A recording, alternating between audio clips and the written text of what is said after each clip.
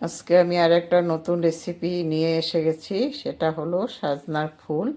তো এই সিজনে তো সাজনার ফুল পাওয়া যায়। তো তোমরা সম্পূর্ণ ভিডিওটা দেখবে আমি কি করে করেছি। সাজনার ফুলটা একদম সিম্পলভাবে করেছি।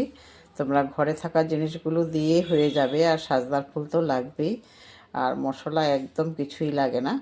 তো দেখো সম্পূর্ণ ভিডিওটা। আর যারা ইউটিউব থেকে দেখছো, এখনও যারা সাবস্ক্রাইব করনি আমার চ্যানেলটা, অবশ্যই সাবস্ক্রাইব করে দেবে। আর পাশে থাকা বেল আইকনটা অবশ্যই প্রেস করে দেবে। আর যারা ফেসবুক থেকে দেখছো, অবশ্যই ফলো বাটনটা প্রেস করে আমার পাশে থাকবে। লাইক কমেন্ট শেয়ার অবশ্যই করবে। চলো আর কথা না বলে মূল ভিডিওতে চলে যাই। আজকে আমি আরেকটা নতুন রেসিপি নিয়ে এসে গেছি। এটা হলো সাজনার ফুল। তো এই সিজনে সাজনার ফুল খেতে হয়, কারণ বসন্ত। সাজনার ফুল খেলে বসন্ত হয় না, আর সাজনার ফুলটা অনেক উপকারী।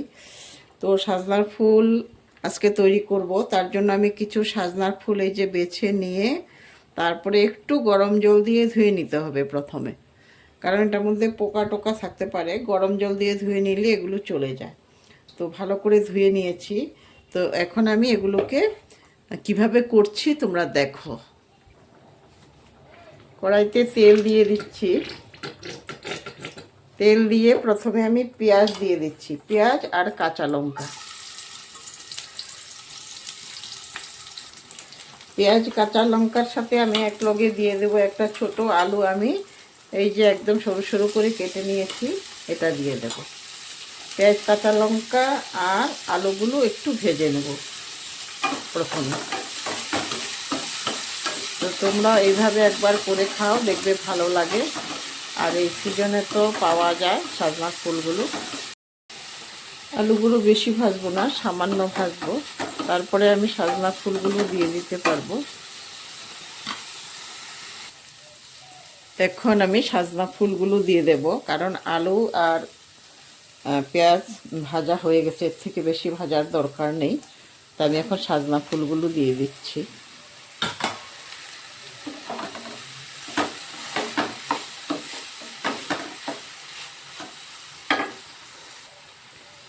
তারপরে দিয়ে দিচ্ছি পরিমাণ মতো হলুদ,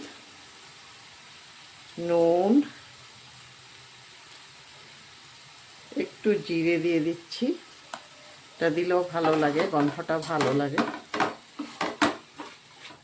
তো ভালো করে নেড়ে চেড়ে আমি আস্তে আঁচ দিয়ে, বেশি দেব না, গ্যাসের ফ্লেমটা একটু কমিয়ে দিয়ে তারপরে ঢেকে রাখবো।